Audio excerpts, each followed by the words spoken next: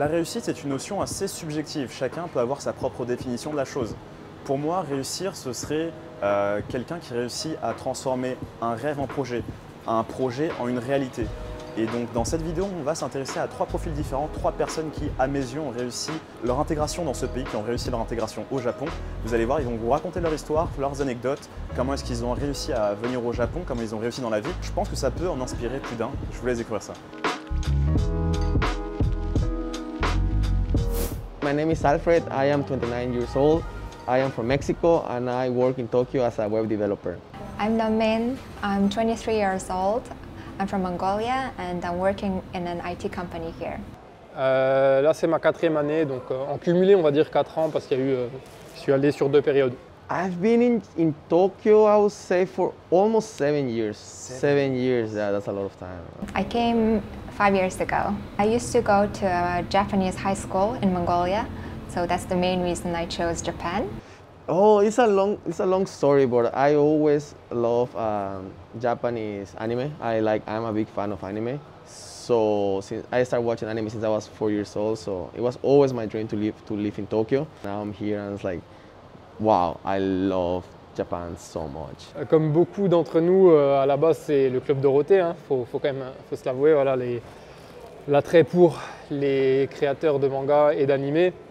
Et ensuite, après les vacances que j'ai passées au Japon il y a quelques années, j'ai vraiment eu envie de découvrir un peu plus la culture. Voilà, cette culture qu'on dépeint comme très calme, très zen, très accueillante également. J'avais envie de voir ce que ça donnait sur le long terme. I studied economics and finance. So I studied something called business informatics. Mes études, j'ai fait une licence en communication des entreprises, suivie d'un master en relations internationales. So when I was in Mongolia, I had the chance to do a student exchange, and I came to Nagoya University for a student exchange and did a homestay for 2 weeks. And I loved my Japanese family. They were very supportive, very understanding, and everyone has this mindset of gambaru.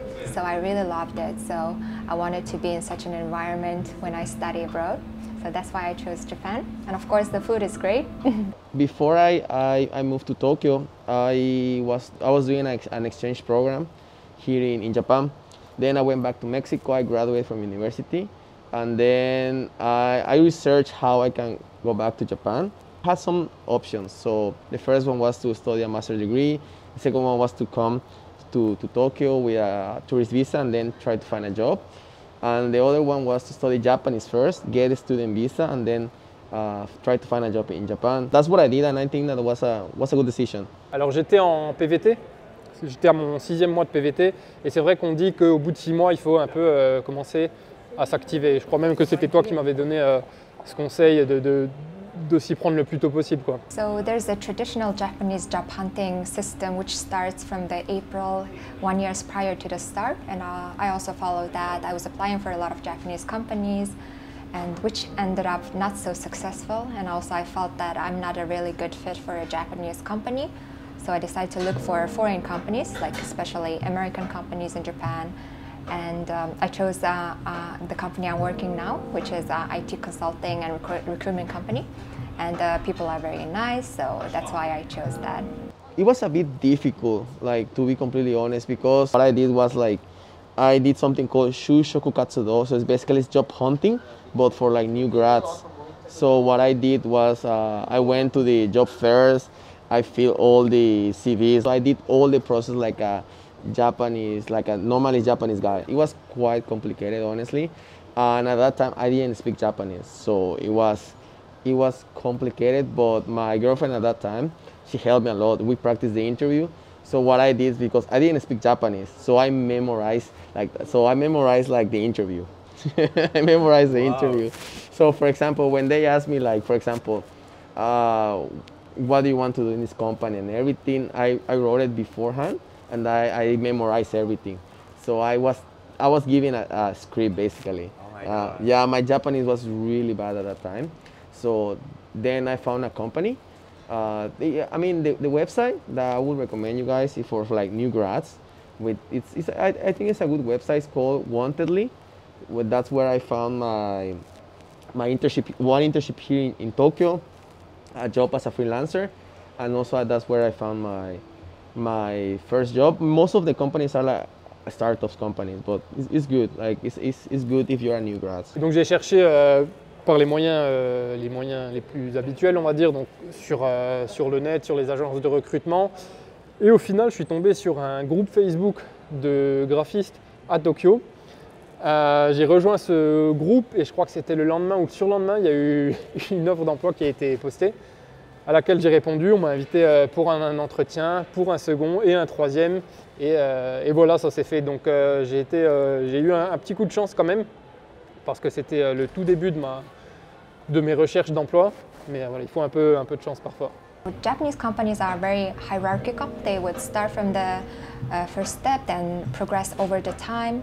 And basically the culture is very senior and junior based, where you don't really have a voice in the beginning especially. You just gotta learn there, but not really have a big voice. So that's what I didn't really enjoy. I would want to have my voice and differentiate about my opinions in my company. J'ai pas eu à chercher des masses. Après, le processus de recrutement a été assez fastidieux quand même. Le premier entretien, bon, c'était un entretien d'introduction, ça s'est bien passé. Après, il y a eu comment on appelle ça, un assignment, un devoir à faire. Ça, surtout chez les graphistes, on a un peu du mal à le faire parce qu'on ne sait pas si l'entreprise va pas voler des idées ou des choses comme ça. Et puis, c'est du travail gratuit qu'on fournit également pour l'entreprise. Mais bon, je me suis dit, il faut quand même tenter sa chance. Donc ça a été assez compliqué. Et le troisième entretien, c'était vraiment avec les hautes sphères de l'entreprise qui parlaient surtout de tout l'aspect business. It was challenging. It was not so difficult. There were challenges that I had to overcome, interview processes. I would say it's not so hard as long as you can speak Japanese and English. So what's your level of Japanese? I would say business level, but I'm not so native level N2. They specifically don't ask for any certifications, but they want you to be able to express yourself freely in a business level. Dans mon cercle d'amis, on a remarqué que ceux qui parlent le mieux japonais, c'est ceux qui sont le moins bien payés. Alors, c'est certainement pas une généralité, mais c'est peut-être quand même quelque chose qu'il faut garder à l'esprit. Ensuite, un conseil que je pourrais donner, c'est de faire valoir son côté exotique, hein. C'est-à-dire faire valoir son expertise en tant qu'étranger, parce qu'on a une autre vision des choses, du monde du travail, de comment réussir un projet, etc. Nous, dans le design, par exemple, quand on regarde les tendances dans le design au Japon et en France, c'est totalement différent. Donc, il faut savoir faire de ça un atout. Ouais, nous on est en train de faire notre petite interview tranquille et c'est incroyable aussi ce qui se passe là ici. Ça shoot. Ça shoot dur, hein. On n'a pas le même matos, hein, mais on a la même passion. The salary is very different because the price of the things, standard of living in Mongolia is so much lower compared to Japan. So the salary is, I don't want, it's in a very different range. Of course, here is higher than Mexico. À Paris, peut-être, mais d'une manière générale, je trouve que je m'en sors mieux au Japon parce que, à part les loyers, la vie est relativement peu chère. Par exemple, on va au restaurant, entre midi, on débourse rarement plus de 6-7 euros, même le soir. Ça ne va pas dépasser les 10-12 euros. Et au Japon également, je ne sais pas si c'est que mon cas ou pas, mais les augmentations, elles sont plus simples à avoir. Et les bonus également, les primes annuelles. C'est plus ancré dans la culture, j'ai l'impression. I don't know about the other different companies, but for our company, we are very international, and there's people from over 10 countries. So there's not naturally diversity or something that I'm missing there. It's very included, very dynamic, and I feel very much me. Honestly, I've never feel like someone has been racist with me. What I felt like it's crucial to know Japanese. It's crucial. I would say like it's essential to know because you will feel so frustrated at the beginning. That's how I felt at least. So because I didn't speak Japanese well, so I didn't know how to do all the paperwork. I didn't know like how Japanese culture works. So I do feel. I think Japan is a very nice country in terms of freedom, because as long as you have your job, you have your earnings, it's like up to you how do you spend your time and spend your money, how do you live your life. So It's a very free country. Something that I didn't like was that at the beginning, Japanese people were complaining about there is always a foreigner making noise on the train, and really there's always foreigners and people complain about that. And then after 1 or 2 years living here, I noticed that foreigners are so noisy.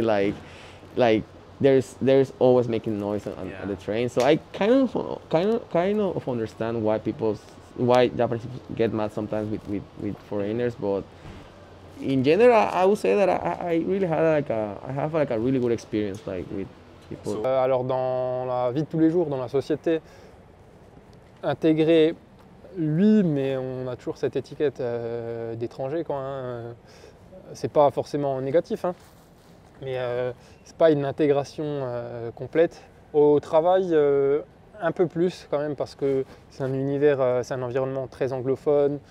Ils ont l'habitude de voir des étrangers, donc je dirais plus au travail qu'en dehors. The first, of course, the language part comes in. Assuming that everyone can speak fluently, it also depends on the personality. Japanese people are very different in a way that they are very detail-oriented, they're very planned, very neat. So someone like Monica from Friends, so people with such mindset would automatically be very integrated naturally, but some people might take a little bit of time to get adjusted to it. I start feeling like a sense of belonging here once I improve my Japanese, definitely, because at the beginning I didn't know a lot of stuff. So once I improve my Japanese, also I read a lot about Japanese culture. I felt that okay, this is the place that I really want to be. But it's more about learning learn the language and of course learning the culture. And now I feel pretty happy, and I feel that I belong here, honestly. Difficile, je pense pas, mais il faut que ce soit une démarche également, que ça vienne de vous. Perso, j'ai un pote japonais, un vrai pote japonais. Les autres, ça va plutôt être des connaissances, des mecs que je vois au foot, des anciens collègues, des choses comme ça. I wouldn't say also difficult. It's some of the barriers that I had to overcome.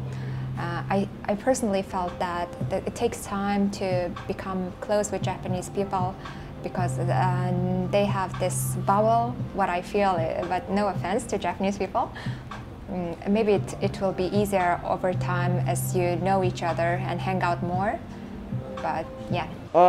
At the beginning, I only had friends that they speak English, but now I have a lot of Japanese friends, especially I think that I get along better with Japanese girls, definitely. I have Japanese male friends with I speak in Japanese, but most of them, I would say, I get along with Japanese girls. So it was at the beginning it was difficult, but for the language barrier, I would say, not for they were being mean with me. C'est la simplicité de la vie et la facilité d'accès à toutes sortes de choses, notamment la nourriture, hein, comme j'ai pu le dire avant. Les transports en commun à Tokyo qui sont les meilleurs au monde, hein, je suppose. Tout est pratique, tout est bien fait, à part mon ennemi public numéro 1 au Japon, les sites web, qui peuvent être une galère parfois, mais sinon voilà, la vie elle est simple, elle est heureuse. Les sites web. Les sites web ils sont horribles.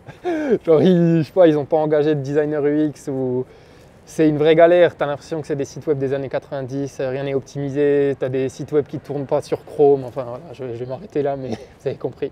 First, the sense of belonging. I feel I really love Japanese culture. I love living in Tokyo. Of course, I got a chance to meet so many interesting people here in Tokyo. Now that I have the chance to interview people that works in the anime industry and manga industry, interviewing those people, has been fantastic for me. That would say that one of the things that I like most. So basically, meeting people here was thing that I feel fulfilled living in Tokyo. I think apart from the academics and what I learned and jobs, I became a very different person in terms of lifestyle because Japanese people get up early, sleep early, and they have this very productive biological time, I think. So I was automatically adjusted to it, so which made me a more productive person. Also, eating the diet-wise, they eat very healthy, and although there are a lot of snacks and not so many unhealthy dishes, generally what they consume day to day is very healthy. So I was able to get used to that. I'm so sorry, but I don't have anything. I'm sure that everyone has some points, but I think I'm very much adjusted to this country. And so there's nothing like you're like that annoys you a little that annoys bit me? Yeah, I can name the breads. The bread is very fluffy, very white, right? very unhealthy. Yes. I want some nice crispy sourdough breads here. What I hate the most, good question, the food. Yeah, Wow. the food. And it's not about I hate it. I would say that I'm vegetarian. So it's so difficult for me, like going to a place that has like, I mean, it's not difficult anymore, but that everything has meat. Everything has pork, and I don't like pork, and also I'm vegetarian. So it's not that I hate the food. It's like I would like people, like Japanese people, to have more awareness about like vegan people or vegetarian people, because when I say, oh, I'm vegetarian, there's always a face like, what is that, like, so you won't eat meat. So I would say that still, like, here be like living as a vegetarian is still okay, but as a vegan it's almost impossible. It's not impossible, it's so complicated. There are many places that they don't have vegan options, so that's something that you guys need to be aware when you come to Japan. Waouh. Déjà, il faudrait voir la définition de successful. La mienne, c'est que il faut se sentir heureux la plupart du temps. Donc, avec cette définition, ouais, je m'estime successful. Donc tu es heureux dans ta vie de tous les jours au Japon? C'est ça, épanoui au travail, bon, pour l'instant, parce que j'ai changé d'entreprise il n'y a pas longtemps. Pour l'instant, tout se passe très bien. Épanoui dans ma vie privée. Donc. Success is like very relative to people. For me, I'm not yet successful, so I'm getting closer to it, and I'm on the right track, I believe. So maybe in 5 years. I feel, I might be wrong, but I feel that I'm successful because first I have a lot of good friends. I live in the place where I really wanted to live, that is Tokyo, and also I have a really good job. And also I have I also have my anime website, would help me to meet so many people. So I think that I'm doing what I always wanted to do in Tokyo. For my perspective, if I have a constant the job that is with the constant earnings, which is enabling me to do what I love and what I enjoy, that's successful mentally. I won't lie to you, the first years were so complicated. It took me a while to find a really good job in Japan, but then now here I don't know, I love it. I love being here so much. Ils se font souvent critiquer sur Internet, mais je peux les comprendre aussi. J'étais dans le même état avant d'y vivre, quand j'étais venu qu'en touriste, parce qu'on n'a vraiment que les bons côtés du Japon quand on est ici en vacances. On est là souvent sur une courte période de temps, donc quand on rentre à la maison, forcément, ça nous manque. Donc voilà, je pense qu'il ne faut pas leur jeter la pierre non plus. There are a lot of good things, but of course there are some bad things too. It's a very close community, very close social life. People, for example, in Shibuya or Shinjuku, there's thousands of people walking, but it's so silent. It just seems so lonely. It's a lonely country, to be honest. If you don't have friends, if you don't have colleagues to support you, it will be a very lonely life because people are pretty close compared to other countries, I believe. I feel empathy with them because I was like, I was like that, exactly like that. I always loved Japanese culture, so I always wanted to. I always see living in Tokyo as my biggest dream, Especially for the students or people who want to study in Japan or want to work in Japan, I think it's a perfect country and it's a great timing for you to challenge because there's a high need of the human resources here, and also not including the COVID, it's a good regulations regarding the immigration, so it's a very welcoming country. I think it's just up to one decision.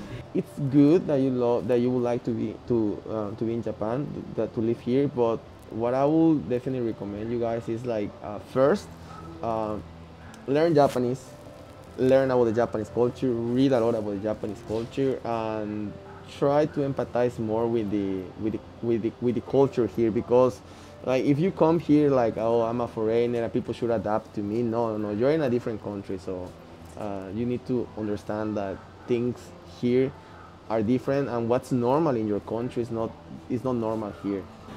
It's not a dream, it's just action. Yeah. Et voilà, c'est tout pour aujourd'hui. J'espère que vous avez apprécié cette petite vidéo. J'espère que ces profils vous ont intéressé. Si vous voulez voir plus de rencontres avec des personnes qui ont, entre guillemets, réussi leur vie au Japon, n'hésitez pas à me le dire dans le commentaire. Dites-moi ce que vous en avez pensé. Voilà, ça me fait ma petite lecture d'entrain. Mais encore une fois, je vous dis merci d'avoir regardé cette petite vidéo. N'hésitez pas à suivre les réseaux sociaux, à vous abonner sur la chaîne, à mettre un petit pouce des familles. Vous connaissez le tralala habituel. Et moi, sur ce, je vous dis tchuss, bye bye. Et à la semaine prochaine.